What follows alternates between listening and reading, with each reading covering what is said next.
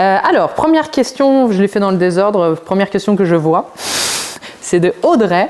Et donc, savoir prendre du temps pour soi, ne pas s'oublier lors de l'ouverture de son activité sans culpabiliser. Je rebondis sur Laura aussi qui demandait comment se libérer de la charge mentale du quotidien. C'est deux sujets qui se chevauchent. Donc, effectivement, quand on lance son entreprise, un des principaux problèmes qu'on a, c'est que on s'oublie un peu. On peut aussi oublier une partie de notre famille parce que le lancement prend du temps. Surtout si vous souhaitez vraiment en vivre principalement, il va vraiment falloir vous mettre en action et en mouvement pour que ça fonctionne. Et donc, ça nécessite énormément d'énergie et de temps. Et parfois, on a du mal. Pour la plupart d'entre vous, peut-être aussi, vous allez d'abord commencer chez vous. Vous n'aurez peut-être pas de cabinet. Et donc, si vous n'avez pas de bureau, la frontière, elle est assez mince entre la famille, le pro, etc. etc.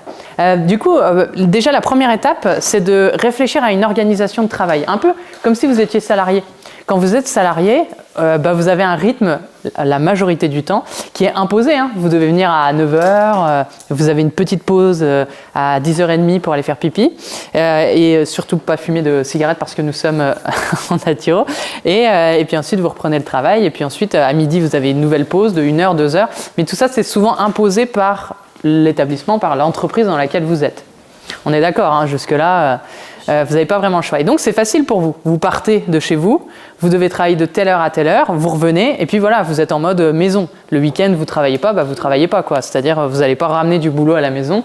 Et si vous travaillez le week-end, vous avez forcément un jour de repos dans la semaine ou deux qui vont faire que, naturellement, vous vous reposez. Alors que quand vous êtes entrepreneur, bizarrement, ça vous suit tout le temps, partout. C'est horrible. Vous avez cette espèce de pression permanente de vous dire « Ah, il faut que je fasse ci, il faut que je fasse ça, il faut que machin ». Et donc, c'est dur de mettre en pause votre ciboulot. Donc, la première étape, c'est de mettre en place des horaires de travail fixes.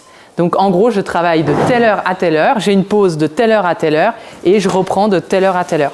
Évidemment, ce rythme, il peut être super adapté. Soyons intelligents. Vous travaillez pour vous, donc vous n'êtes pas obligé de faire 9h midi, 14h, 18h. Au contraire, il y a des personnes qui sont très efficaces et très productives en fin de journée. Il y en a d'autres qui sont très efficaces et très productives le matin. Moi, à 4h du matin, j'écris de magnifiques chroniques. C'est là où je suis la plus inspirée. Donc voilà, donc fixez-vous des horaires de travail adaptés. Et pour savoir c'est quoi les meilleurs horaires de travail, observez-vous actuellement. Actuellement, à quel moment est-ce que vous avez envie de piquer un petit roupillon? À quel moment est-ce que vous êtes le moins efficace dans votre travail? Et à quel moment vous êtes le plus efficace dans votre travail? Peut-être pour la plupart d'entre vous, vous êtes encore en emploi salarié ou vous avez déjà fait un emploi salarié. Donc observez vos rythmes en fait tout simplement dans votre plage horaire de travail.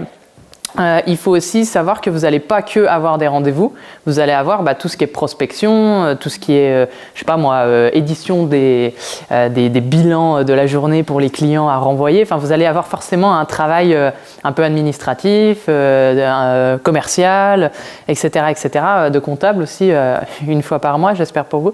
Et donc, voilà. Donc, tout ça, il faut aussi l'engrammer, le clipser dans cette plage horaire parce que si vous n'êtes pas dans si vous le faites en dehors de ces heures-là, vous allez forcément bouffer sur votre vie de famille. Donc, équilibre à trouver.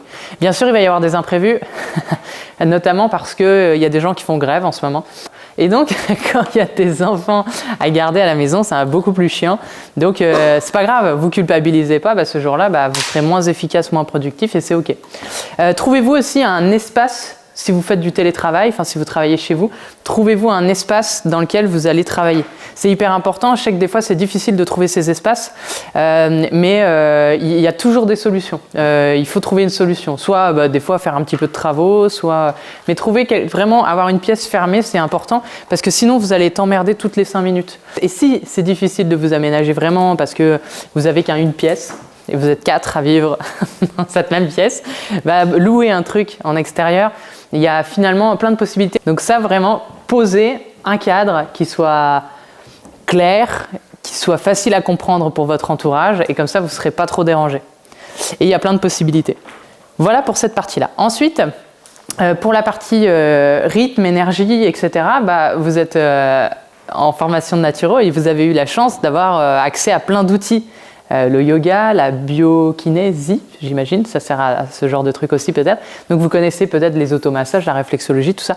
Vous connaissez plein de techniques pour vous détendre. Donc moi, je vous invite tous les matins, avant de commencer votre travail, et tous les soirs en le finissant, à avoir des petites techniques d'auto-nettoyage en quelque sorte. C'est vraiment important d'avoir cette rigueur et ce rythme. Ça rebondit aussi sur une question qui était de je sais plus qui demandait comment on se protège des personnes et de tout ce qu'elles peuvent nous amener. Déjà en ayant une bonne hygiène personnelle. Une bonne routine d'énergie. Donc vous savez bien, bien bouffer déjà c'est la première étape. On mange essentiellement des pizzas, des burgers et des sushis. Ça c'est la base principale de l'alimentation. Et à partir de là, vous pouvez y ajouter de temps en temps, mais pas trop souvent, des légumes et quelques fruits éventuellement. Mais attention, trop de fructose, trop de légumineuses et trop de légumes nuisent à une bonne hygiène corporelle. Donc du coup, voilà, vous pouvez, si vous mangez bien, si vous faites un peu de méditation, moi j'utilise la méditation, mais à vous de trouver votre outil. Moi je fais un peu de méditation avant de commencer, j'arrive toujours 15-20 minutes en avance au bureau, je range un peu, j'efface mon tableau, je m'assois, je médite et hop, dès que la sonnette retentit pour le premier client, je suis disposé à l'écouter. Et à midi, je mange qu'une fois par semaine avec d'autres personnes, sinon le reste de la semaine je mange avec moi-même pour me recentrer, me poser, m'écouter. Voilà, je fais vœu de silence le reste du temps. Et puis le soir, des fois j'ai des cas clients qui me restent dans la tête. Donc moi j'utilise l'EFT dont je vous avais déjà parlé, oui il me semble, pour sortir ce truc-là, l'évacuer. Et éventuellement le soir avant de dormir, je refais une petite séance d'auto-hypnose ou de méditation ou de relaxation. Enfin voilà, je choisis un mélange des trois. Voilà, ça c'est ma routine. Et ça me permet d'être plutôt en forme le soir quand je rentre, même quand j'ai bossé avec 8 clients dans la journée et que j'ai eu une grosse journée, en gros. Donc ça peut être la respiration aussi, ça peut être plein d'autres choses que vous connaissez dans vos techniques, que vous aimez, du yoga, des séances d'automassage, etc.